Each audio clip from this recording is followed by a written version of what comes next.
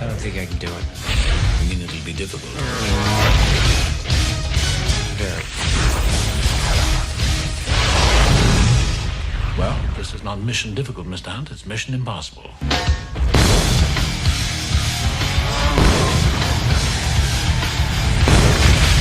Difficult should be a walk in the park for you.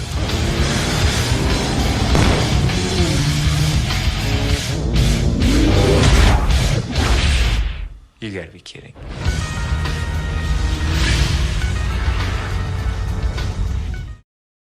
I beg you, Dmitri, come to Sydney and accompany me to Atlanta immediately.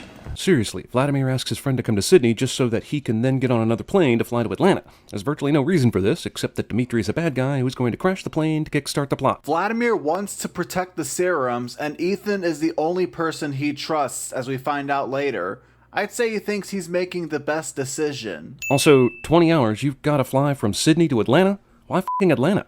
And why can't you just go to LA to prove the antidote works? Does it matter? The flight is under 20 hours long, so I think this question is irrelevant. Hey, is that Tom Cruise's cousin? I wonder how he got this job. Pointing things, or I guess in this case person, out on the screen. Ulrich, remember to pull the... Sure, there's a microchip on this sticker, but how does that broadcast a different voice? Seriously? That's what you're questioning? And not the masks themselves? These masks are already unrealistic. Why is the microchip where your suspension of disbelief stops? Pilot luckily wakes up just in time to not be able to pull this plane up in time anyway. If he still died, I would not call it lucky. Like, do you know what that word means? Look, I don't care who you are not climbing a rock face this sheer. Look at where he is right now. Where the f*** is he going to go? This shot is a f***ing lie. See? They just cut to a completely different rock face in this angle, because the previous one, as I said, was unclimbable. So this was a continuity error. While I appreciate you pointing that out in the second sin, you did not need to say what you said in the first sin. This is just padding the sin count and runtime. Movie thinks that if it plays Ico Ico while we watch Tom Cruise, we'll confuse this with Rain Man. Arbitrary movie reference. Nope. What's the problem? The only assumption I can think of is that you think this is unrealistic. But this is Tom freaking Cruise, dude. If there's one thing everyone knows about him, it's that he does all his own stunts. This whole mountain climbing was real, with no green screen. So Tom really did make that jump. Also, the number at the top changes way too early.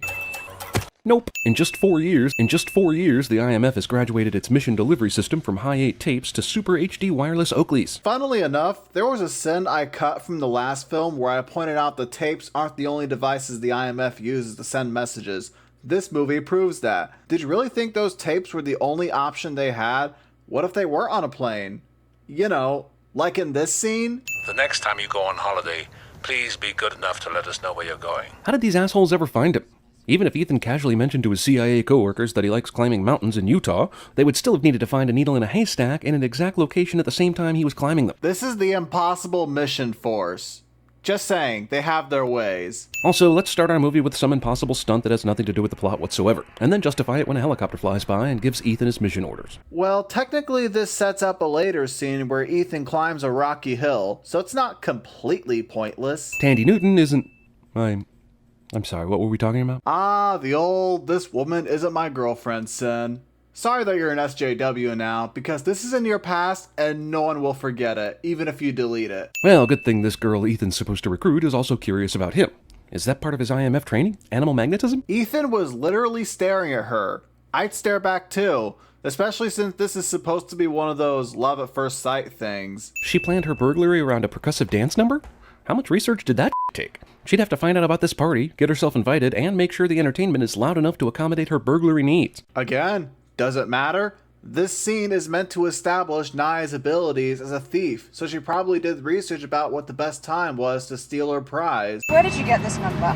I don't even have it. I'm guessing she stole this car, and that's why she doesn't have the number. But if she did steal it, why is she answering the phone? Or she probably doesn't care to know what her own number is. Where the f*** is he coming from? And how did he know she would be driving down this road today at this very moment?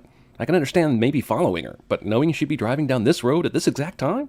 This amazing thief is predictable as You just said he was following her. Why did you even bother asking how he knew where she was if you know? You gotta catch me! That sounds like a bull reason to extend this scene. I mean, I don't blame her. This guy is following her and messed up her heist.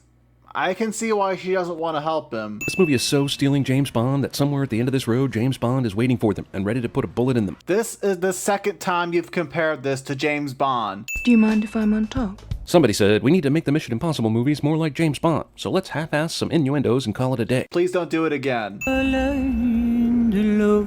Is this movie actively trying to get me to take a nap right now? So you're saying that the movie is boring. I can't agree with that, but even I acknowledge that that's a subjective reason to not like something. Isn't this series supposed to be objective? Not that I wouldn't kiss either of these two in pretty much any given situation, but this kissing seems sudden and forced and sudden. Literally acknowledges why it's realistic these two kissed, still calls it sudden. Damn, you're beautiful. What the movie am I watching? So you call Tandy Newton pretty, that's okay. Ethan Hunt does it, that's wrong. I feel like you're jealous right now. I can entrust this to no one but you. As we say, I'm sorry.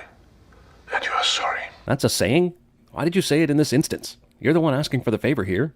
What does Dimitri have to be sorry for? Here's the scene that shows Vladimir explaining Ethan is the only person he can trust, and he still kept that previous sin at the beginning.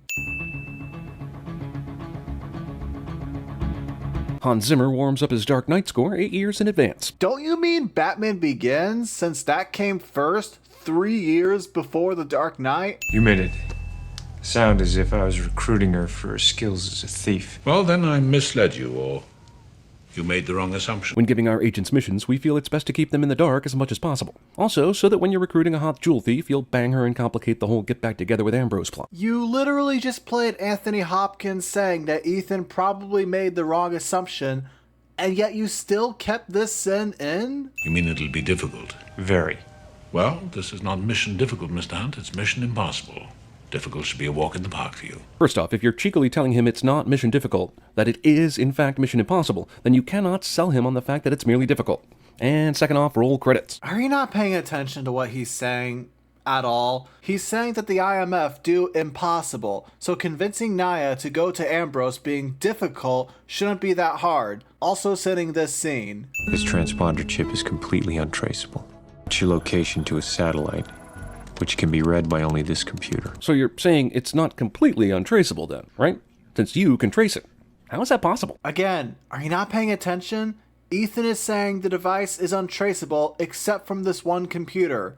It's literally that simple. And I guarantee that after that airline crash, he's monitoring every one of them. Because when you're a disgraced CIA operative, you still have access to things like that. Considering he's a spy, I feel like he'd have his ways. Mission Impossible 2 is not above joke. This ain't funny. Just bought these $800 Gucci shoes. And you wore them to the desert for an IMF mission, and you're complaining because... Shows why Luther is complaining, then asks why he's complaining. Yeah, I heard about you, Luther. Discount Simon Pegg. Suggesting this guy is anything like Simon Pegg. Isn't there any way we can speed this up? Why wasn't Luther and the other guy already in Sydney way before Naya got out of prison?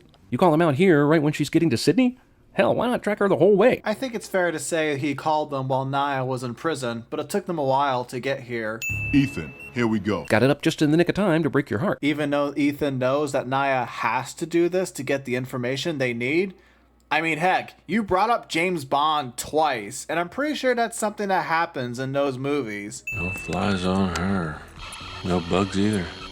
No transmissions. You know, I know the movie said the transponder was untraceable and could only be read by a certain computer, but wouldn't a scan like this at least show that something was being transmitted, even if they couldn't read it? Again, you just answered your own question. Now I'm wondering if you're doing my job for me. Cameraman misreads the script and zooms in on the wrong character during this scene. Yep, it seems like Jeremy wants to see Naya undressing. I mean, then again, this is the same guy who pined for a teenage girl for 8 movies, as one person in my comments keeps pointing out over and over again, so I shouldn't be surprised.